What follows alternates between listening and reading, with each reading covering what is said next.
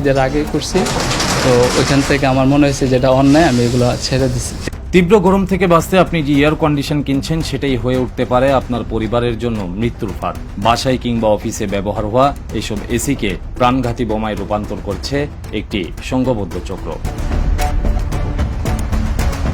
অভিযোগ ছিল চীন থেকে আমদানি করা সস্তা বিস্ফোরক R32 গ্যাসের সিলিন্ডারে নতুন রং করে নকল লেবেল লাগিয়ে R410A নামে চড়া দামে বিক্রি করছিল রবিন রেফ্রিজারেশনের মালিক আলামিন। গত 29 জুন ওয়ারির বিক্রমপুর মার্কেটের আনিকা রেফ্রিজারেশন থেকে 13টি সন্দেহভাজন সিলিন্ডার হাতে নাতে জব্দ করে ব্যবসায়ীরা। এটা কি অপরাধ কিনা? তাহলে তুমি অন্যরা কেন করলা? ব্যবসায়ীদের হাতে আটকের পর ক্যামেরার সামনে নিজের অপরাধ স্বীকার করতে বাধ্য হয় আলামিন। তার স্বীকারোক্তিতে বেরিয়ে আসে চাঞ্চল্যকর তথ্য। ঈদের আগে করছি, তো ওইখান থেকে আমার মনে হয়েছে যেটা অন্যায়, আমি এগুলো ছেড়ে দিছি, আর আমি করি না। কি করতেন এটা? মানে ওই 32টা আমি 410 করছিলাম। 32কে 410 করছিলাম। 410 করছেন, মানে কম দামে এটা বেশ দামে উপস্থাপন করছেন। জি জি। ঘটনার ভয়াবহতা টের পেয়ে তাৎক্ষণিক ব্যবস্থা নেয় Bangladesh refrigeration and air conditioning merchant association ব্রামা। জব্দকৃত 13টি সিলিন্ডার ঢাকার রেফ্রিজারেশন সমবায় সমিতির মাধ্যমে উদ্ধার করে জননিরাপত্তার স্বার্থে ওয়ারী থানায় লিখিত এজাহার দায়ের করে সংগঠনটি। ব্রামার দায়ের করা এই মামলার ভিত্তিতেই জয়কালী মন্দির এলাকায় অভিযান চালিয়ে রবিন রেফ্রিজারেশনের মালিক আলামিনকে আটক করে পুলিশ।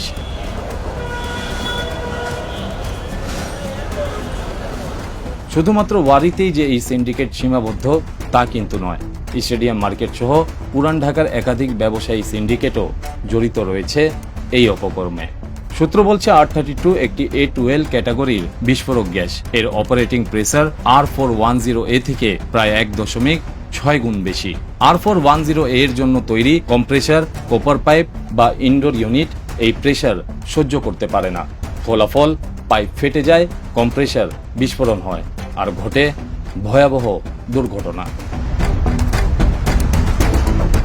ফায়ার সার্ভিসের তথ্য বলছে গত 2 বছরেই এমন জালিয়াতির কারণে রাজধানীসহ সারা দেশে 20 জনের মতো টেকনিশিয়ান ও সাধারণ মানুষের মৃত্যু হয়েছে।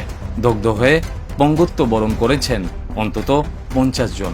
যারা বেঁচে আছেন তাদের জীবন এখন দুর্বিষহ।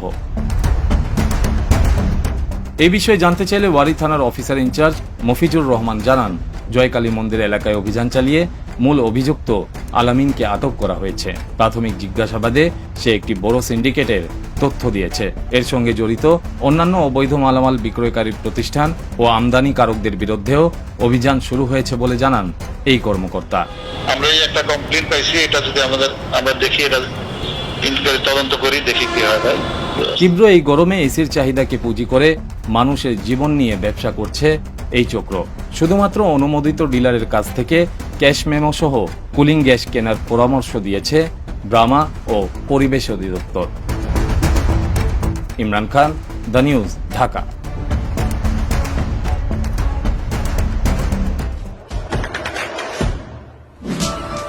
দেশে দেশে সবার সাথে দ্য নিউজ।